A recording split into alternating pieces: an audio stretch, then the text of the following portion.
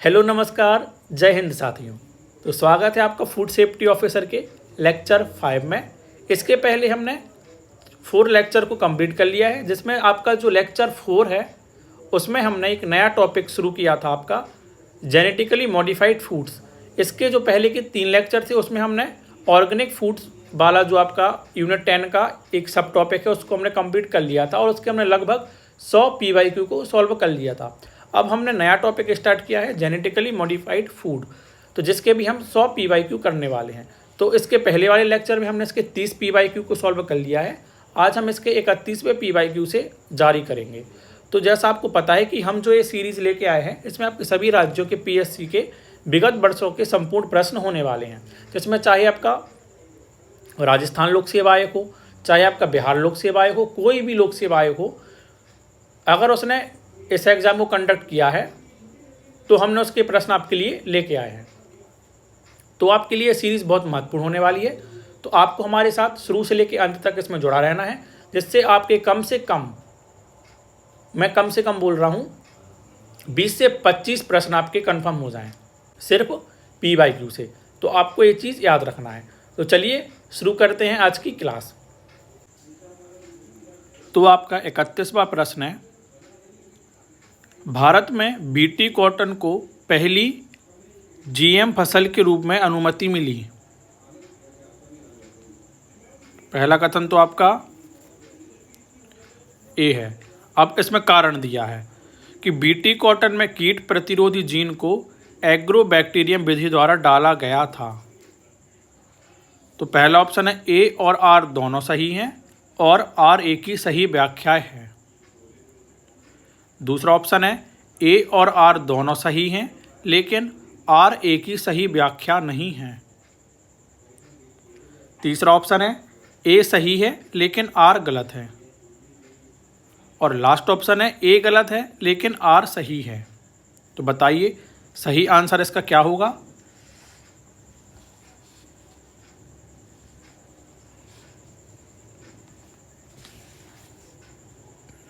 क्या होगा? ऑप्शन ए और आर दोनों सही हैं और आर ए की सही व्याख्या करता है। मतलब जो आपका एग्रोबैक्टीरियम विधि द्वारा ही क्या होता है, BT कॉटन में जीन डाला जाता है और भारत में BT कॉटन को ही पहली फसल के रूप में अनुमति मिली है। इससे आपके 2 फैक्ट क्लियर हो गए हैं। ठीक है, अगला प्रश्न देखते हैं। जेनेटिकली मॉडिफाइड फसलों के बारे में सब्सटेंशियल एक्विवैलेंस की अवधारणा को सबसे पहले किसने प्रतिपादित किया था? पहला ऑप्शन है आपका WHO, दूसरा ऑप्शन है FAO,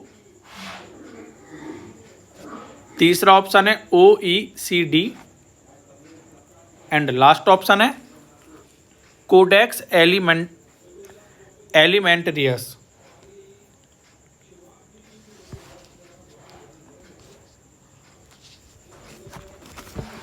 तो बताइए क्या इसका सही आंसर होगा?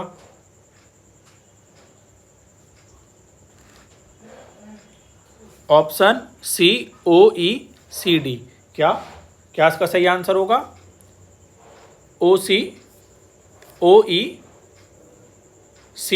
इसका सही आंसर हो जाएगा। अगर इसका फुल फॉर्म आपसे पूछ ले तो क्या होता है इसका? Organisation for economic corporation and development. इसका फुल फॉर्म भी आपको याद रखना है, क्योंकि इसका फुल फॉर्म पूछ लेते हैं एग्जाम में।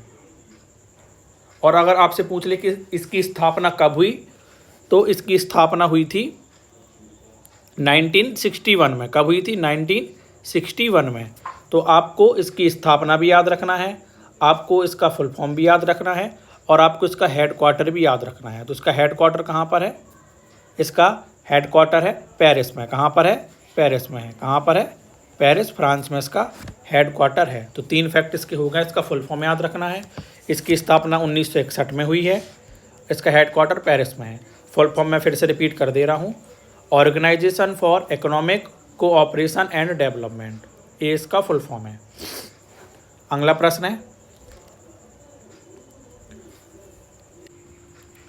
है, एक FSO को बाजार में बेचे जा रहे सोया दूध के नमूने में जीएम घटक पाया गया। उत्पाद के लेबल पर जीएम का कोई उल्लेख नहीं था। प्रश्न समझ में आ गया है। अगर एक कोई फूड सेफ्टी ऑफिसर है, वो बाज़ार में गया तो उसको एक सोया दूध का एक उसने नमूना लिया जिसमें जीएम घटक उसको मिला है, लेकिन जो उस पर लेबल था उस पर इसका कोई उल्लेख नहीं किया गया। अब प्रश्न है आपका, निम्न में से एफएसओ द्वारा सबसे उपयुक्त कार्रवाई क्या होगी। मतलब जो एफएसओ होगा वो सबसे पहले क्या, मतलब सबसे उपयुक्त, मतलब सबसे बेस्ट कार्रवाई क्या करेगा, आपको यह बताना है। पहला ऑप्शन है उत्पाद को जब्त कर न्यायिक प्रक्रिया शुरू करना। दूसरा ऑप्शन है निर्माता को मौखिक चेतावनी देना। तीसरा प्रश्न है जीईएसी से अनुमति लेना। और लास्ट ऑप्शन है आपका बीआईएस को सूचित करना। बताइए, अगर आप एफएसओ ऑफिसर हैं तो आप क्या करोगे, क्या करते आप।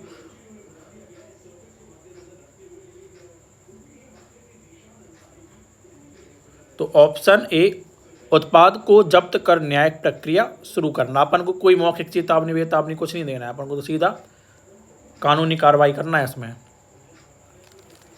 अगला प्रश्न है, कौन सी विधि सबसे सटीक रूप से जीएम फूड की पहचान में प्रयुक्त होती है। अगर आपको जीएम फूड की पहचान करना है तो आपको कौन सी विधि का उपयोग करना चाहिए जो सबसे सटीक हो। पहला ऑप्शन है एलिजा। दूसरा ऑप्शन है पीसीआर। तीसरा ऑप्शन है UV spectroscopy. And last option है सेंट्रीफ्यूगेशन। तो बताइए इसका सही आंसर क्या होने वाला है। सारे महत्वपूर्ण प्रश्न हैं आपके। क्या होगा, तो ऑप्शन बी पीसीआर। सबसे सटीक मेथड कौन सी होती है, पीसीआर। अगर आप पीसीआर मेथड से करोगे तो आप जीएम जो फूड है आप उसकी पहचान कर लोगे। अगला प्रश्न है, भारत में जीईएसी द्वारा जीएम मस्टर्ड को सैद्धांतिक स्वीकृति कब दी गई। मतलब आपको ये बताना है कि जीएम मस्टर्ड को स्वीकृति कब मिली थी, जीईएसी के द्वारा, जीईएसी के द्वारा, है ना। पहला ऑप्शन है आपका 2015 में मिली थी। दूसरा ऑप्शन है 2016 में। तीसरा ऑप्शन है 2017 में। एंड लास्ट है आपका ऑप्शन 2022 में। तो बताइए जीईएसी द्वारा कब सैद्धांतिक स्वीकृति दी गई जीएम मस्टर्ड को, बताइए कब दी गई। तो ऑप्शन डी 2022 में इसको स्वीकृति मिली है। अगला प्रश्न है आपका, ऐसे जो प्रश्न है ऐसे आयोग द्वारा पूछे जाते हैं प्रश्न, तो आपको ऐसे प्रश्नों की प्रैक्टिस करना जरूरी है। प्रश्न है आपका, भारत में जीएम खाद्य पदार्थों को उपभोक्ताओं के स्वास्थ्य के लिए सुरक्षित घोषित किया गया है और कारण दिया है आपका, सभी जीएम खाद्य पदार्थ जीईएसी द्वारा कड़े विषाक्तता परीक्षणों से गुजरते हैं। तो आपके पास ऑप्शन है ए, और पहला ऑप्शन है आपका ए और आर दोनों सही हैं और आर ए की सही व्याख्या है। दूसरा ऑप्शन है ए और आर दोनों सही हैं लेकिन आर ए की सही व्याख्या नहीं है। तीसरा ऑप्शन है ए सही है लेकिन आर गलत है। और लास्ट ऑप्शन है ए और आर दोनों गलत हैं। तो बताइए इसका सही आंसर क्या होगा। मैं रुका हूँ, आप एक बार क्वेश्चन भी अच्छे से पढ़ लीजिए और एक बार ऑप्शंस को भी आप देख लीजिए क्योंकि ऐसे प्रश्न आपको करना बहुत ज़रूरी है। तो बताइए क्या इसका सही आंसर होने वाला है।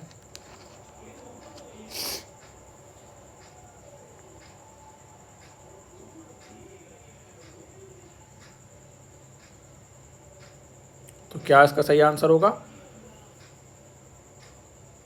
ऑप्शन बी ए और आर दोनों सही हैं लेकिन आर ए की सही व्याख्या नहीं करता है। अगला प्रश्न है, जीन एडिटिंग और जेनेटिक मॉडिफिकेशन में प्रमुख अंतर क्या है।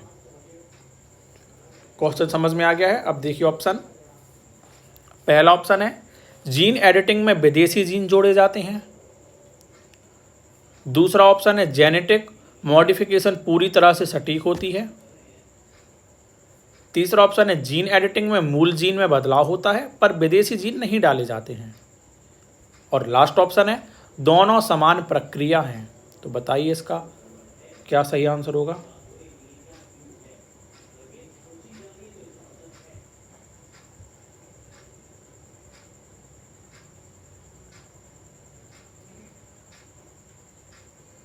तो ऑप्शन सी जीन एडिटिंग में मूल जीन में बदलाव होता है पर विदेशी जीन नहीं डाले जाते हैं। समझ में आ गया है। अगला प्रश्न है, भारत में जीएम फसलों के लिए एनवायरमेंटल रिस्क असेसमेंट रिपोर्ट प्रस्तुत करना किसके अधीन है। मतलब ये रिपोर्ट कौन प्रस्तुत करता है, कौन सी, एनवायरमेंटल रिस्क असेसमेंट। पहला ऑप्शन है फसाई, दूसरा ऑप्शन है MOHFW, तीसरा ऑप्शन है GEAC एंड लास्ट ऑप्शन है ICMR। बताइए इसका सही आंसर क्या होगा। कौन रिपोर्ट प्रस्तुत करता है, आपको यह बताना है। तो ऑप्शन सी GEAC इस रिपोर्ट को प्रस्तुत करता है या इसके अधीन है।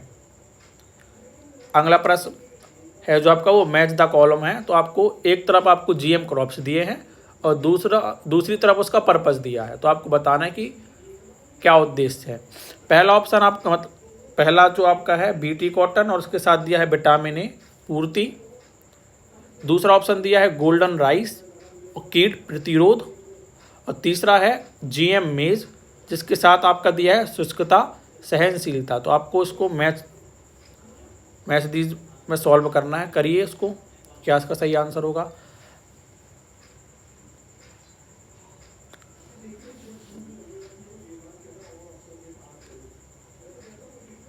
अगर आपको सिर्फ एक भी पता है तो आप इसको कर ले जाओगे।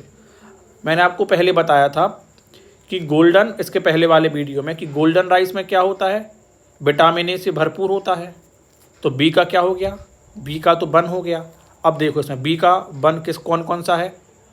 ठीक है, इसमें दिया है, इसमें है क्या, नहीं है, इसमें है क्या, नहीं है, इसमें है क्या, नहीं है। तो आपका आंसर क्या हो जाएगा, ऑप्शन ए। क्या इसका आंसर हो जाएगा, ऑप्शन ए। अगला प्रश्न है, आपको ऐसे ही सॉल्व करने हैं एग्जाम में। अगला प्रश्न है, निम्न में से कौन सी अंतर्राष्ट्रीय संधि जीएम ऑर्गेनिज्म के सीमा पार स्थानांतरण को नियंत्रित करती है। पहला ऑप्शन है पेरिस एग्रीमेंट, दूसरा ऑप्शन है कार्टेजेना प्रोटोकॉल, तीसरा ऑप्शन है बासेल कन्वेंशन एंड लास्ट है क्योटो प्रोटोकॉल। तो बताइए जीएम ऑर्गेनिज्म के सीमा पार स्थानांतरण को नियंत्रित करती है ऐसी कौन सी अंतर्राष्ट्रीय संधि थी। सारे के सारे प्रश्न महत्वपूर्ण हैं, आपको इसको लाइट नहीं लेना है, मैं आपको पहले क्लियर कर दे रहा हूँ। तो ऑप्शन बी कार्टेजेना प्रोटोकॉल का संबंध है। अगला प्रश्न है, इसमें भी एक आपकी केस स्टडी है, आपको पहले जो केस है वो पढ़ना है, फिर आपको इसमें प्रश्न दिया जाएगा। तो प्रश्न है आपका, एक खाद्य उत्पाद कॉर्नफ्लेक्स में जीएम मेज के तत्व पाए गए हैं। किस में पाए गए हैं, कॉर्नफ्लेक्स में आपके जीएम मेज के तत्व पाए गए हैं। उत्पाद अमेरिका से आयात किया गया था। उत्पाद कहाँ से आया था, इंडिया, भारत में अमेरिका से आया था। अब प्रश्न है, भारत में इस जीएम उत्पाद के वितरण के लिए सबसे पहले किसकी अनुमति आवश्यक है। पहला ऑप्शन है आपका BSI, दूसरा ऑप्शन है फसाई, तीसरा ऑप्शन है DGFT एंड लास्ट ऑप्शन है GEAC। तो बताइए इसका सही आंसर क्या होगा। भारत में इस उत्पाद के वितरण के लिए सबसे पहले किसकी अनुमति आवश्यक है। अगर आपको इसका वितरण करना है जनता के लिए तो आपको किसकी अनुमति लेनी पड़ेगी। तो ऑप्शन डी GEAC। अगर आपको इस PDF की लिंक अगर आपको इसकी PDF चाहिए है तो आपको हमारे टेलीग्राम चैनल से ऐड होना पड़ेगा, जिसकी लिंक आपको इसी वीडियो के कमेंट बॉक्स में मिल जाएगी। और जैसे ही आपका ये टॉपिक एंड होता है तो आपको इसकी PDF हिंदी में और इंग्लिश दोनों में प्रोवाइड करा दी जाएगी। तो आपको टेंशन नहीं लेना है। जो इंग्लिश मीडियम वाले स्टूडेंट होंगे उनको भी काम आ जाएगी, और जो हिंदी मीडियम वाले हैं उनको तो मैं करा रहा हूँ। तो आपको लिंक पर क्लिक करना और आप हमारे चैनल से ऐड हो जाओगे। अगला प्रश्न है, कौन सा कानून या अधिनियम भारत में GM खाद्य को नियंत्रित करता है? पहला ऑप्शन है food safety and standard act 2006। दूसरा ऑप्शन है एनवायरमेंट प्रोटेक्शन एक्ट 1986। तीसरा ऑप्शन है essential commodities act 1955। And last है कंज्यूमर प्रोटेक्शन एक्ट 2019। बताइए इसका क्या सही आंसर होगा। जो एक्ट है इनके आपको ईयर भी याद रखने हैं, है ना, कि फूड सेफ्टी स्टैंडर्ड एक्ट कब आया, एनवायरमेंटल प्रोटेक्शन एक्ट कब आया, तो आपको सारे के ईयर्स भी आपको याद रखने हैं। तो बताइए इसका सही आंसर क्या होगा। Option B environmental protection act 1986 1986 वाला अधिनियम आपका इसका हो जाएगा। अगला प्रश्न है, कथन है आपका इसमें कि भारत में GM खाद्य उत्पादों को ट्रेसेबिलिटी की अनिवार्यता है, और कारण दिया है आपको कि ट्रेसेबिलिटी से उत्पाद के स्रोत और उसमें प्रयुक्त तकनीक का पता लगाया जा सकता है। पहला ऑप्शन है आपका A और R दोनों सही हैं और R एक ही सही व्याख्या करता है। दूसरा ऑप्शन है A और R दोनों सही हैं लेकिन R एक ही सही व्याख्या नहीं है। तीसरा ऑप्शन है A सही है लेकिन R गलत है। और लास्ट ऑप्शन है A और R दोनों गलत हैं। तो बताइए क्या इसका सही आंसर होगा। अच्छे से एक बार आप इसको क्वेश्चन को पढ़ लीजिए। मैं 30 सेकंड रुका हूँ। आपको इन क्वेश्चंस को अच्छे से करना है क्योंकि ऐसे क्वेश्चंस MPPSC द्वारा पूछे जाते हैं।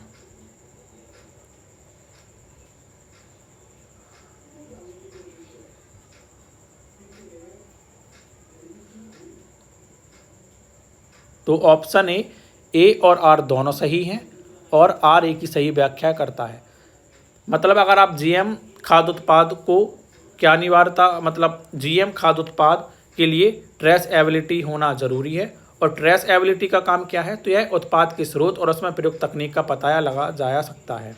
तो इससे आप क्या कर सकते हो, जो आपके उत्पाद के स्रोत हैं और उसमें क्या टेक्निक का उपयोग किया गया है, आप उसका पता ट्रेसेबिलिटी से पता कर सकते हो। तो दोनों सही इसके होने वाले हैं। अगला प्रश्न है, निम्न में से कौन सा खाद्य या फसल एक्सट्रैक्ट ट्रेड्स का उदाहरण है। पहला ऑप्शन है BT कॉटन।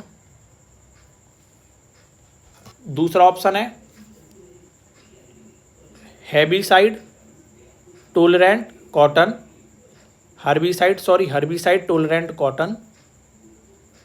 थर्ड है BT plus HT cotton. And last में आपका ऑप्शन है GM टोमेटो। तो बताइए इसका क्या सही आंसर होगा।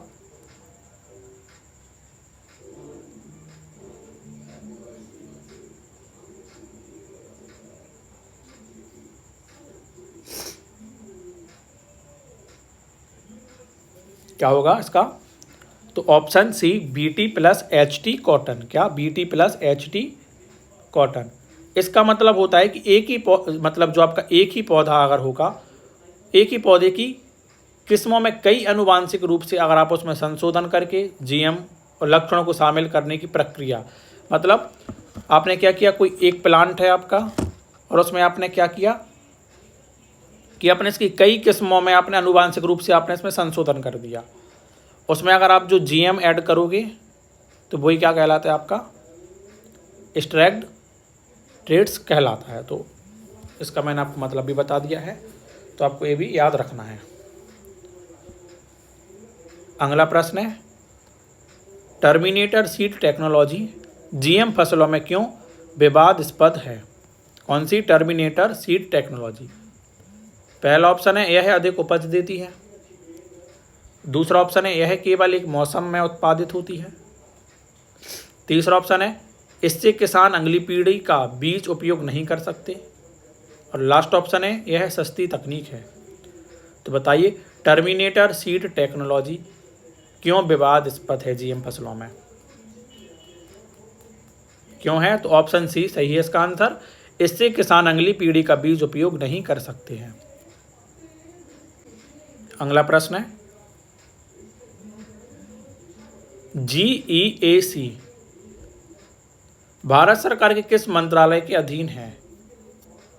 पहला ऑप्शन है आपका स्वास्थ्य मंत्रालय, दूसरा ऑप्शन है कृषि मंत्रालय, तीसरा ऑप्शन है पर्यावरण वन और जलवायु परिवर्तन मंत्रालय, और लास्ट ऑप्शन है विज्ञान एवं प्रौद्योगिकी मंत्रालय। तो बताइए क्या इसका सही आंसर होगा? किस मंत्रालय के अधीन कार्य करता है? मैं बता चुका हूं आपको पहले ही, GEAC genetic engineering appraisal committee. तो ऑप्शन सी इसका सही आंसर होगा, पर्यावरण वन और जलवायु परिवर्तन मंत्रालय। तो आपको स्टार बना लीजिए, एक क्वेश्चन आपको छपा मिल सकता है पेपर में। अगला प्रश्न है निम्न में से कौन एक बायोसेफ्टी स्तर जीएम खाद्य अनुसंधान के लिए आवश्यक है? मतलब आपके जो स्तर हैं तो आपको उसमें बताना है कि जीएम खाद्य अनुसंधान के लिए कौन सा स्तर आपको आवश्यक है। पहला ऑप्शन है बायोसेफ्टी लेवल 1, दूसरा ऑप्शन है बायोसेफ्टी लेवल 2, तीसरा ऑप्शन है आपका biosafety level 3 and last option है बायोसेफ्टी लेवल 4। तो बताइए क्या सही आंसर होगा?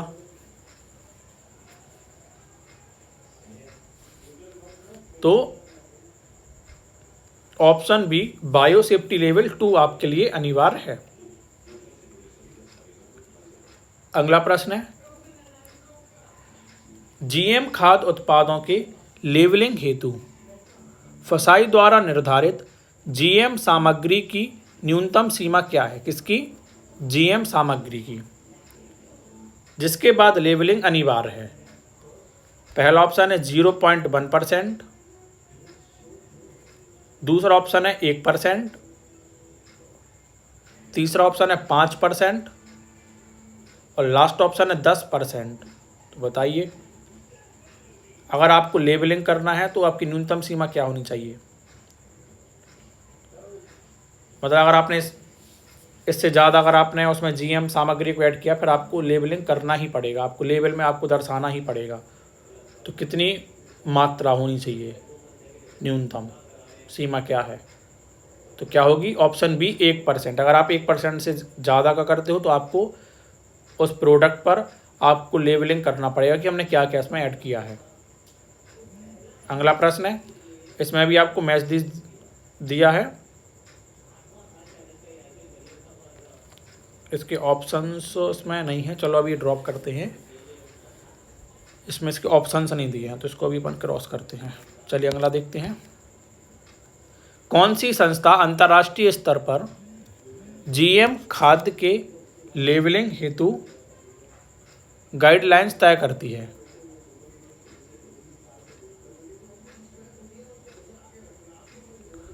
पहला ऑप्शन है ISO,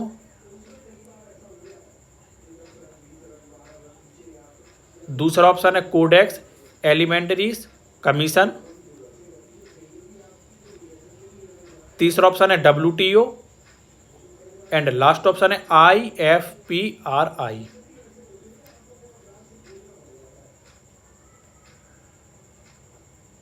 तो बताइए क्या इसका सही आंसर होगा?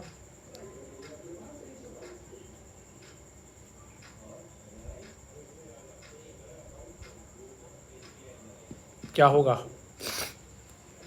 कौन करेगा लेबलिंग की गाइडलाइन तय? सारे महत्वपूर्ण प्रश्न हैं, अभी नहीं बना तो कोई बात नहीं, लेकिन एग्जाम में बनने चाहिए। तो ऑप्शन बी कोडेक्स एलिमेंटरीज कमीशन इसका सही आंसर हो जाएगा। अगला प्रश्न है, भारत में जीएम खाद्य उत्पादों की लेबलिंग के लिए जीएम या जेनेटिकली मॉडिफाइड शब्द किस फॉर्मेट में उल्लिखित होना चाहिए? पहला ऑप्शन है केवल इंग्लिश में, दूसरा ऑप्शन है इंग्लिश और हिंदी दोनों में, तीसरा ऑप्शन है केवल लोगों के रूप में। एंड लास्ट है कोई नियम नहीं। तो बताइए जो लेबलिंग होगा उसमें जो फॉर्मेट में जो लैंग्वेज यूज की जाएगी तो वो कैसी होगी आपकी, आपको ये बताना है। तो ऑप्शन बी इंग्लिश और हिंदी दोनों। प्रश्न है जीएम फसलों में ऑफ टारगेट इफेक्ट चिंता का विषय होते हैं। कौन से? Of target effect. और आपका कारण बोल रहा है वो कि जीन एडिटिंग तकनीक कभी कभी जीनोम के अनचाहे हिस्सों में भी परिवर्तन कर देती है। पहला ऑप्शन है आपका ए और आर दोनों सही हैं और आर ए की सही व्याख्या है। दूसरा ऑप्शन है ए और आर दोनों सही हैं लेकिन आर ए की सही व्याख्या नहीं है। तीसरा ऑप्शन है ए सही है लेकिन आर गलत है। और लास्ट ऑप्शन है ए और आर दोनों गलत हैं। तो बताइए इसका सही आंसर क्या होगा। ये थोड़ा डेप्थ में है प्रश्न, लेकिन आपको करना पड़ेगा क्योंकि यूपीएससी में पूछ लिया गया है ना, तो आप इसको लाइट में नहीं ले सकते। तो क्या होगा, ए और आर दोनों सही हैं, आर ए की सही व्याख्या है, मतलब ऑप्शन इसका राइट आंसर हो जाएगा। अगला प्रश्न है बीटी फसलों में क्राई1AC जीन का क्या कार्य होता है।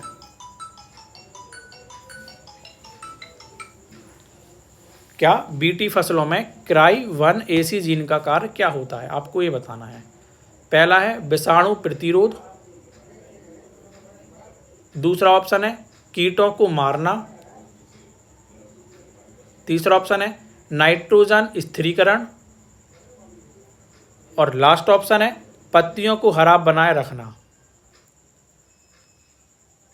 तो बताइए इसका सही आंसर क्या होगा। क्राई1AC जीन का कार्य क्या है। तो क्या है ऑप्शन बी कीटों को मारना। अगला प्रश्न है आपको एक स्थिति दी है कि एक मल्टीनेशनल कंपनी भारत में जीएम सोया आधारित प्रोटीन बार बेच रही है। कैसा प्रोटीन बार बेच रही है? जीएम सोया आधारित प्रोटीन बार बेच रही है। फसाई को संदेह है कि लेबलिंग नियमों का उल्लंघन हुआ है, मतलब उसमें जो लेबलिंग उसने की है तो उसमें उसने कुछ उल्लंघन किया है। अब प्रश्न बनता है आपका कि फसाई द्वारा प्राथमिक जांच हेतु कौन सी प्रक्रिया अपनाई जाती है। पहला ऑप्शन है फील्ड सर्वे, दूसरा ऑप्शन है NABL लैब में PCR जांच, तीसरा ऑप्शन है RTI भेजना और लास्ट ऑप्शन है BIS से प्रमाण पत्र मांगना। तो बताइए इसका सही आंसर क्या होगा। तो ऑप्शन बी NABL लैब में PCR जांच करना। अगला प्रश्न है किस कोडेक्स गाइडलाइन में जीएम खाद्य के लिए सेफ्टी असेसमेंट के सिद्धांत दिए गए हैं। पहला है आपका CAC GL 45 2003, दूसरा है CAC GL 68 2008, तीसरा है CAC GL 19 1999 और लास्ट है CAC GL मतलब गाइडलाइन है GL मतलब 26 1997। ये आपके ईयर दिए हैं 2003 2008 1999 और 1997। तो आपको ईयर के लिए भी आप याद रख लोगे तो आपका काम चल जाएगा। आपको सिर्फ इसमें ईयर ही याद रखना है, आगे कुछ याद नहीं रखना है इसमें। तो इसका क्या आंसर है ऑप्शन ए CAC GL 45 2003। अगला प्रश्न है इसमें आपको मैच दी है, एक तरफ आपको GM कंपोनेंट दिए हैं, दूसरी तरफ आपको उसका एप्लीकेशन दिया है। सॉरी इसमें भी आपके आंसर नहीं है, पता नहीं इसमें टाइपिस्ट ने क्या कर दिया है। चलो अगला प्रश्न देखते हैं। फसाई द्वारा जारी GM खाद्य से संबंधित अधिसूचना 2022 के अनुसार जीएम उत्पाद बेचने के लिए लाइसेंस लेना कब से अनिवार्य हुआ है। सिंपल सा फंडा है, अगर आपको जीएम उत्पाद बेचना है तो आपको लाइसेंस लेना पड़ेगा। ये लाइसेंस की प्रक्रिया किस वर्ष से स्टार्ट हुई है आपको यह बताना है। पहला ऑप्शन है 1 अप्रैल 2022, दूसरा ऑप्शन है 1 जुलाई 2022, तीसरा ऑप्शन है 1 जनवरी 2023 और लास्ट ऑप्शन है 1 अगस्त 2023। तो बताइए कब से शुरू किया गया है।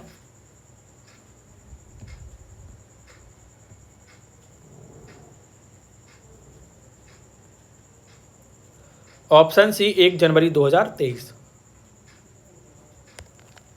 अगला प्रश्न है, भारत में जीईएसी द्वारा जीएम खाद्य की सुरक्षा के लिए किन 3 प्रमुख मानकों की जांच की जाती है। मतलब अगर आपके ये 3 मानक अगर खरे उतरते हैं तो आपका खाद्य सुरक्षित है, अगर नहीं आते हैं तो फिर आपका खाद्य क्या है, असुरक्षित है। तो पहला है आपका ऑप्शन टॉक्सिसिटी, एलर्जेनिसिटी और न्यूट्रिशनल प्रोफाइल। दूसरा ऑप्शन है फ्लेवर, कलर, टेक्सचर। तीसरा ऑप्शन है आपका self life, packaging and labelling और लास्ट ऑप्शन है जेनेटिक, लाइनेज, साइज और शेप। तो बताइए इसका सही आंसर क्या होगा।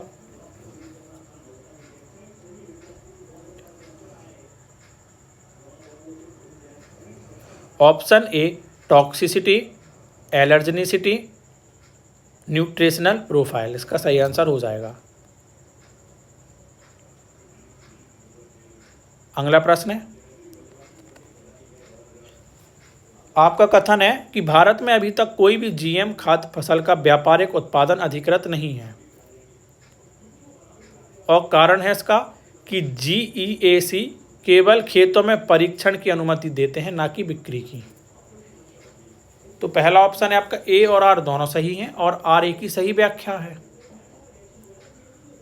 दूसरा ऑप्शन है ए और आर दोनों सही हैं लेकिन आर ए की सही व्याख्या नहीं है।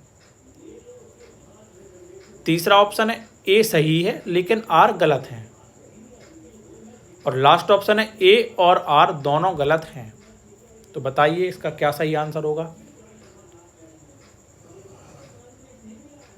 क्या होगा, तो ऑप्शन इसका क्या हो जाएगा, बी सही हो जाएगा कि ए और आर दोनों सही हैं लेकिन आर ए की सही व्याख्या नहीं करता है। मतलब जीईएसी केवल खेतों में परीक्षण की अनुमति नहीं देता है, मतलब अनुमति देता है, ना कि बिक्री की। इसका इस कथन से कोई लेना देना नहीं है।